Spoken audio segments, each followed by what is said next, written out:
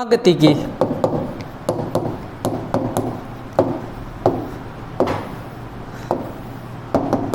First year के आगे से है उष्मागतिकी शून्यवा नियम से या उष्मागतिकी का शून्यांकी नियम।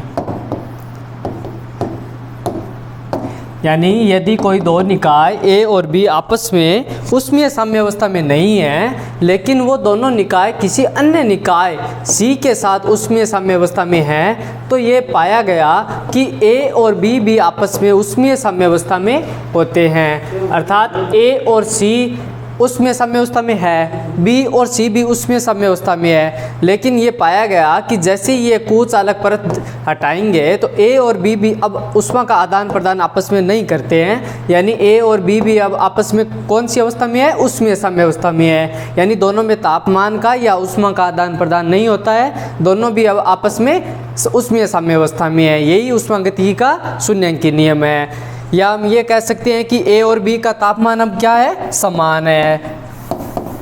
कुचालक दीवार हटाने से पहले अलग अलग था, लेकिन कुचालक दीवार हटाने के बाद या हटाने से पहले दोनों के तापमान में अंतर आ रहा है। यानी उष्मा का आदान प्रदान हो रहा है। जहाँ जहाँ उष्मा का आदान प्रदान हो रहा है वहाँ वहाँ तापमान होता है। यानी तापमान असमान होता है। तापमान सब जगह होता है, लेकिन तापमान असमान कहाँ होता है? जहाँ उष्मा का आदान प्रदान होता है। यानी ए और सी अब उष्मा का आदान प्रदान नहीं कर रहे हैं, क्योंकि ये उष्मीय साम्यावस्था में है। सी और बी भी आपस में उष्मीय साम्यावस्था में है।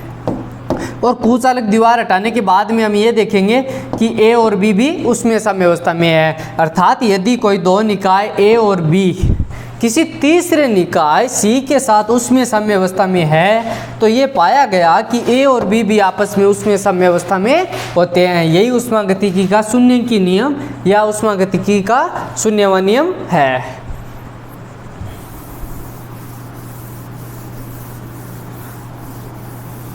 उष्मागतिकी का शून्यांकी नियम किसको परिभाषित करता है? तापमान को। उष्मागतिकी का शून्यांकी नियम उष्मागतिकी का शून्यांकी नियम किसकी व्याख्या करता है? तापमान की व्याख्या करता है। उष्मागतिकी का प्रथम नियम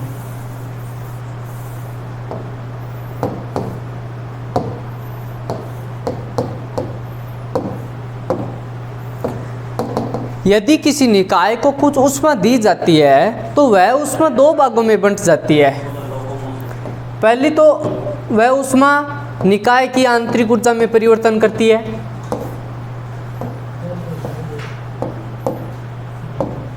और दूसरा वह उष्मा उस निकाय के तापमान, दाब, आयतन में परिवर्तन करती है। यानी ताप, आयतन, दाब इनमें परिवर्तन करती है।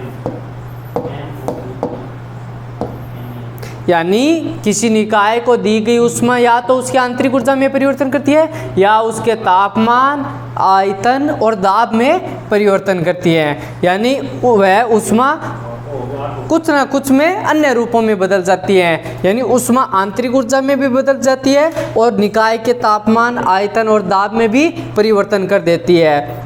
अर्थात निकाय पर या निकाय द्वारा कार्य किया जाता है। या तो निकाय पर कार्य किया जाता है या निकाय द्वारा कार्य किया जाता है। यह उष्मा गणितीय रूप में इस प्रकार लिखी जाएगी: dq बराबर du प्लस dw। यानी किसी निकाय को दी गई उष्मा का मान उस निकाय की आंतरिक ऊर्जा में परिवर्तन तथा निकाय पर या निकाय द्वारा किए गए कार्य के योग के बराबर होती है। यह उष्मागतिकी के प्रथम नियम का गणितीय रूप है। यानी निकाय पर या निकाय द्वारा, अगर निकाय पर कार्य किया जाता है तो किया गया कार्य ऋणात्मक होता है। यदि निकाय द्वारा कार्य किया जाता है तो किया गया कार्य धनात्मक होता है। यदि निकाय द्वारा कार्य किया जाता है तो किया गया कार्य धनात्मक होता है। यदि निकाय पर कार्य किया जाता है तो किया गया कार्य का मान ऋणात्मक होता है। तो उष्मागतिकी का प्रथम नियम क्या कहता है कि यदि किसी निकाय को उष्मा दी जाती है तो वह उष्मा उस निकाय की आंतरिक ऊर्जा में परिवर्तन तथा निकाय पर या निकाय द्वारा किए गए कार्य के योग के बराबर होती है। अर्थात dq बराबर du प्लस dw। प्रथम नियम के दो भाग है या दो कथन है।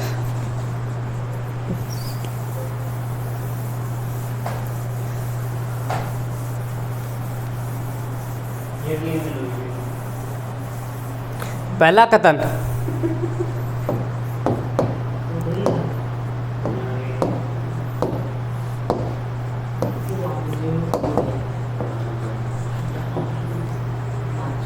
पहला कथन, कार्य को ऊष्मा में और ऊष्मा को कार्य में बदला जा सकता है। यानी किस कार्य को ऊष्मा में बदला जा सकता है और ऊष्मा को कार्य में बदला जा सकता है। ऊष्मागतिकी के प्रथम नियम के दो भाग है, यानी प्रथम कथन और दूसरा कथन। प्रथम कथन ये कहता है कि कार्य को ऊष्मा में और ऊष्मा को कार्य में बदला जा सकता है। दूसरा कथन, द्वितीय कथन,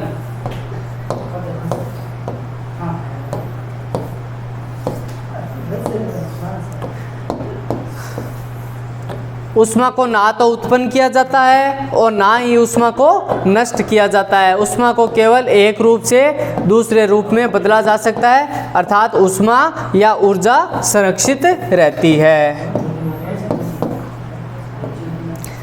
ऊष्मा को ना तो उत्पन्न किया जा सकता है ना ही नष्ट किया जा सकता है। ऊष्मा या ऊर्जा को केवल एक रूप से दूसरे रूप में बदला जा सकता है। यह ऊष्मागतिकी के दो कथन है, प्रथम नियम के दो भाग या दो कथन।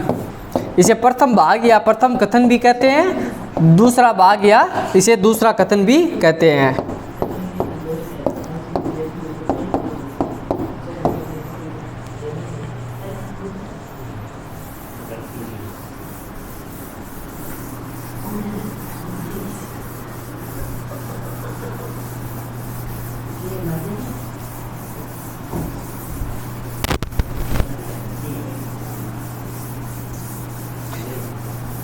पीवी सूचक आरेख।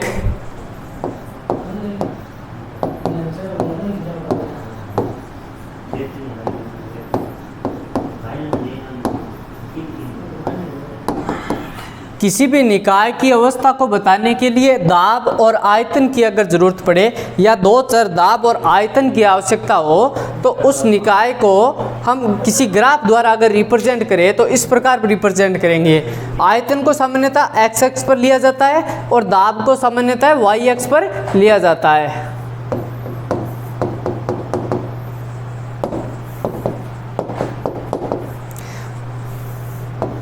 ये कोई पीवी सूचक आरेख है और जिसका क्षेत्रफल ये है, तो ये क्षेत्रफल इस निकाय द्वारा किए गए कार्य के बराबर होता है, यानी W बराबर इंटीग्रल P dV। यानी दिए गए आयतनों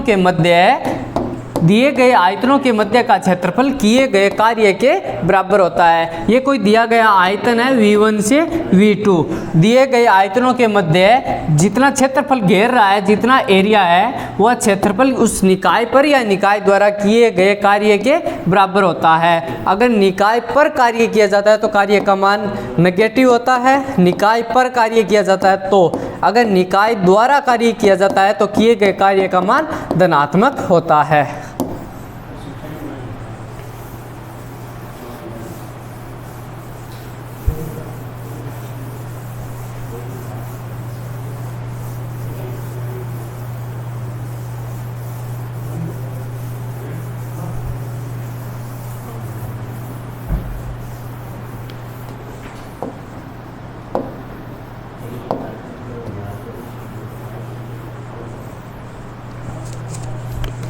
विभिन्न प्रक्रमों के दौरान किया गया कार्य।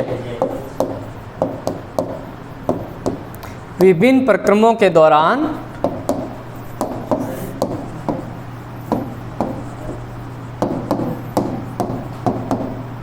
किया गया कार्य। सबसे पहला प्रक्रम है समदाबीय प्रक्रम।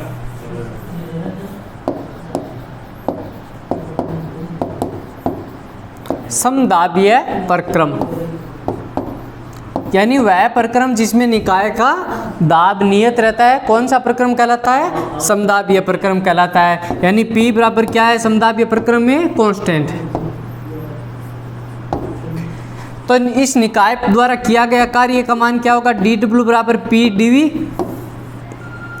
P कांस्टेंट है तो दोनों ओर समाकलन करने पर तो dW का इंटीग्रल क्या होगा? W। P कांस्टेंट है, बाहर निकाल लेते हैं समाकलन में dv, या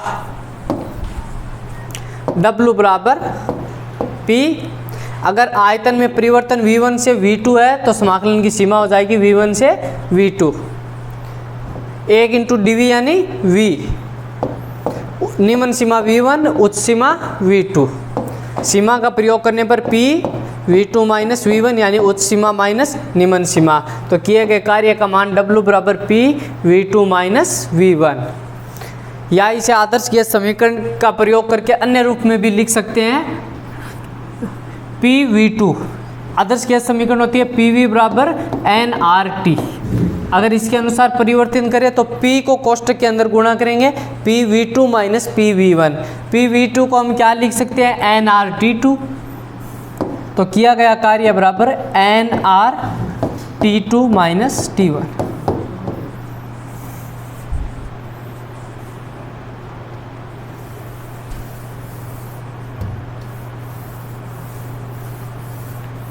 अगला प्रक्रम है सम आयतनीय प्रक्रम।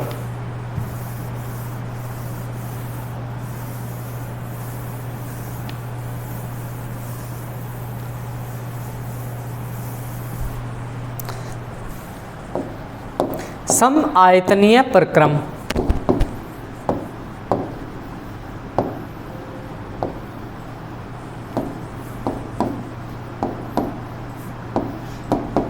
ऐसा प्रक्रम जिसमें निकाय का आयतन नियत रहता है सम आयतनीय प्रक्रम कहलाता है, यानी V बराबर नियत या कांस्टेंट। तो निकाय में किया गया कार्य dW बराबर P dV, तो W बराबर इंटीग्रल dW बराबर P dV, यानी अगर V का मान नियत है तो dV क्या हो जाएगा 0, यानी V का अवकलन dV, कांस्टेंट का अवकलन 0, तो P इंटू 0 यानी 0, यानी सम आयतनीय प्रक्रम के दौरान किए गए कार्य का मान शून्य होता है। यानी ऐसा प्रक्रम बताइए जिसमें किया गया कार्य शून्य होता है, तो वो प्रक्रम कौन सा है, सम आयतनीय प्रक्रम, यानी इस प्रक्रम के दौरान किया गया कार्य शून्य होता है, इस प्रक्रम के दौरान किया गया कार्य शून्य होता है, किया गया कार्य शून्य होता है।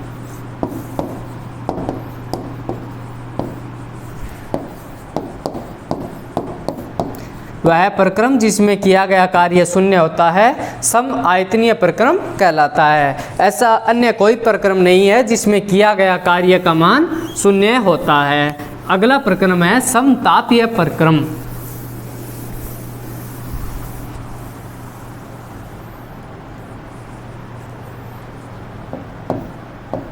समतापीय प्रक्रम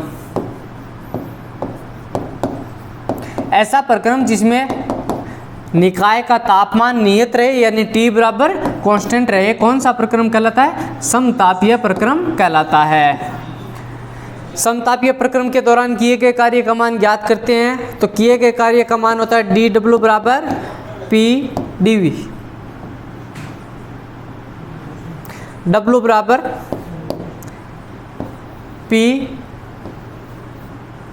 dV समाकलन।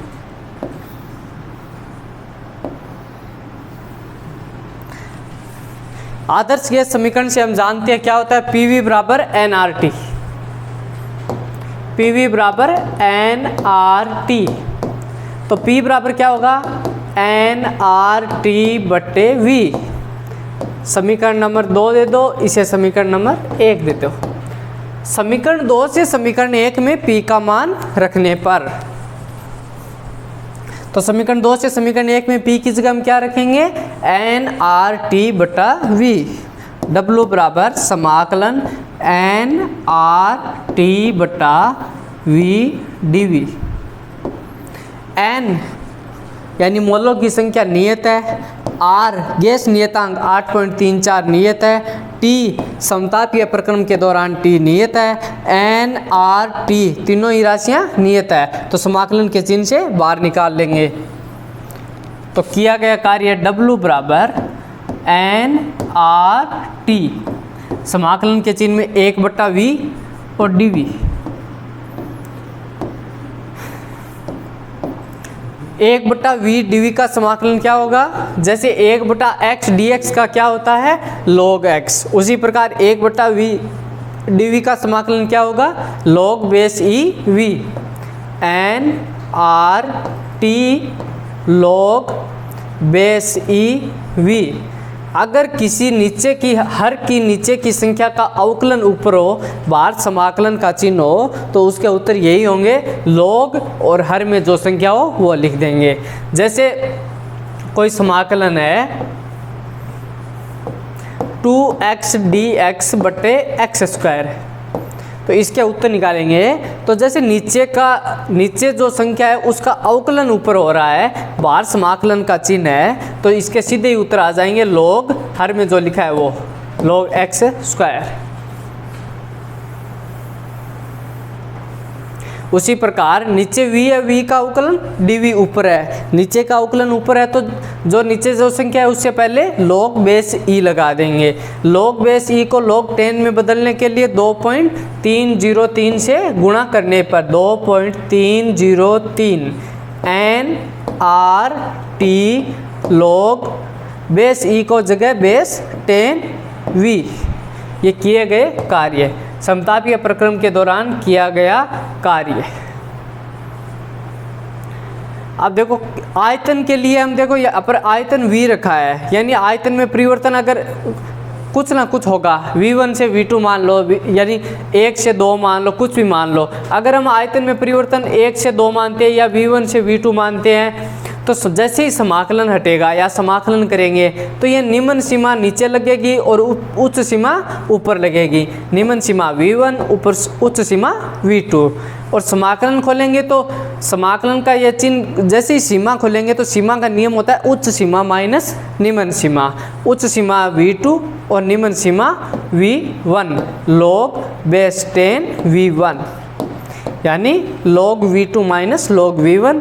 अगर 2.303 से गुणा नहीं करते हैं, बेस e में रखते हैं, ये भी उत्तर सही है, ये भी उत्तर सही है। बेस e में हो जाएगा n r t log base e v2 minus log base e v1, और बेस 10 में निकालेंगे तो w बराबर 2.303 n r t log base 10 log v2 minus log v1।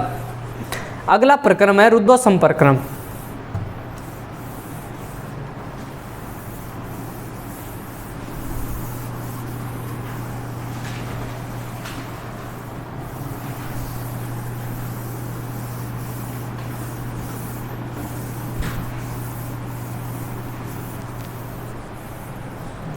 रुद्धोष्म प्रक्रम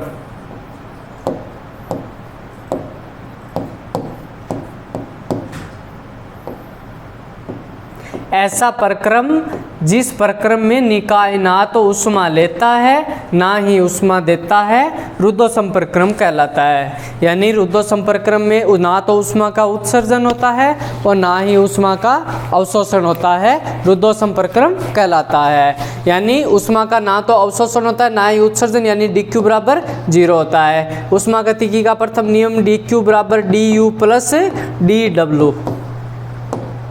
dq बराबर 0 तो 0 बराबर du प्लस dw, या dw बराबर माइनस du।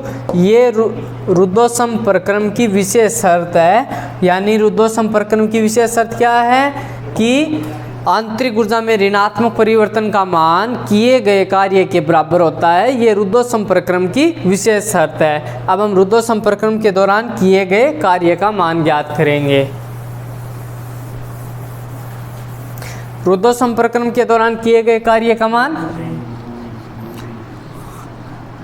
dw बराबर p dv, w बराबर p dv और समाकलन। रुद्धोष्म प्रक्रम के दौरान रुद्धोष्म समीकरण क्या होती है? रुद्धोष्म प्रक्रम की जैसे आदर्श गैस समीकरण होती है PV बराबर nRT, उसी प्रकार रुद्धोष्म प्रक्रम की समीकरण होती है PV की पावर गामा बराबर कांस्टेंट।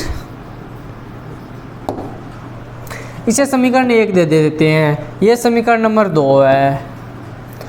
अब देखो इससे हम 3 नंबर ये भी PV की पावर गामा बराबर कांस्टेंट है, तो इसका मतलब ऐसे भी हो गया P1 V1 की पावर गामा बराबर P2 V2 की पावर गामा बराबर कांस्टेंट। समीकरण नंबर 3। देखो समीकरण 2 को समीकरण 1 में रखने पर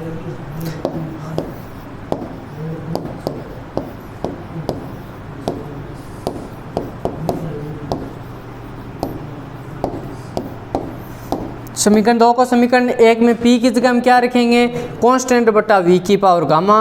तो W बराबर कांस्टेंट की जगह C लिख देते हैं, केवल C लिख देते हैं बट्टे V की घात गामा, आगे है dV। देखो P बराबर कांस्टेंट बटा V की पावर गामा, P की जगह हम क्या लिख देंगे, कांस्टेंट बटा V की घात गामा। अब देखो समाकलन करेंगे, ये तो C कांस्टेंट है, समाकलन के चिन्ह से बाहर निकाल लेंगे। C कांस्टेंट है, समाकलन के चिन्ह से बाहर निकाल लेंगे। समाकलन के चिन्ह के अंदर आएगा 1 बटा V की घात गामा। V की घात गामा अगर नीचे है ऊपर जाएगा तो V की घात माइनस गामा।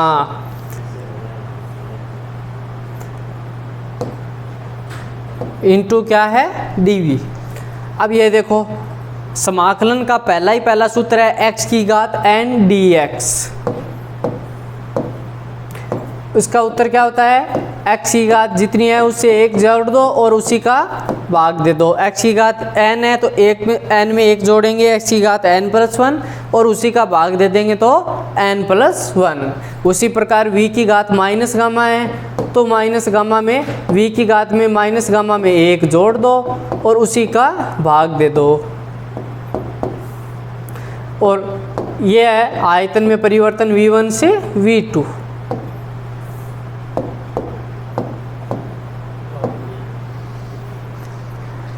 सीमा खोलेंगे, उच्च सीमा माइनस निम्न सीमा। सीमा का प्रयोग, सीमा v में है तो कोष्ठक के अंदर v के पद पर ही सीमा का प्रयोग होगा, अन्य बाकी पदों को बाहर निकाल लेंगे, उन पर सीमा का प्रयोग नहीं होगा। c बटा 1 माइनस गामा। v की जगह एक बार v2 लिख देंगे, एक बार v1 लिख देंगे। पहली बार v की जगह v2 लिखेंगे तो ऊपर घात है 1 माइनस गामा।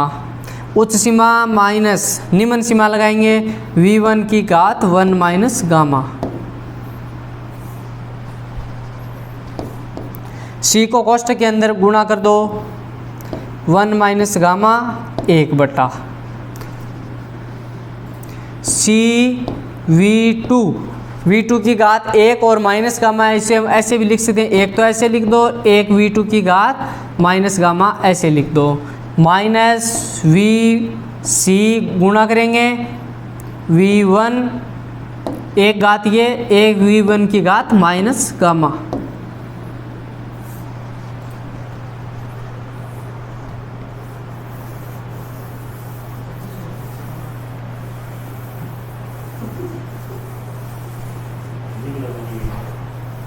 आगे देखो ये है जिस प्रकार देखो CV2 कांस्टेंट V2, इसका मान देखो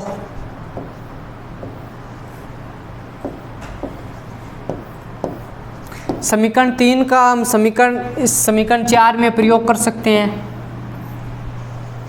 कांस्टेंट इंटू V2, कांस्टेंट और V2 का गुणा है, इसकी जगह हम इसका प्रयोग कर सकते हैं। देखिए समीकरण 3 का समीकरण 4 में प्रयोग करने पर v2 की घात माइनस गामा इंटू सी, v2 की घात माइनस गामा ये बराबर है, बराबर से इस पक्ष में आएगी तो भाग में जाएगी, उसको ऊपर लाएंगे तो चिन्ह माइनस लगेगा। तो यानी v2 की घात माइनस गामा और c की जगह हम p2 लिख सकते हैं। पक्षांतरण करके देखेंगे तो हम क्या लिख सकते हैं, p2। तो w बराबर 1 बटा 1 माइनस गामा, इसकी जगह हम लिख सकते हैं p2 v2 minus p1 v1, ऐसा लिख सकते हैं। आदर्श गैस समीकरण से हम जानते हैं पी वी बराबर एन आर टी, तो ये एन आर टी टू, ये N R T one. N R को बाहर निकाल लो, T two minus T one.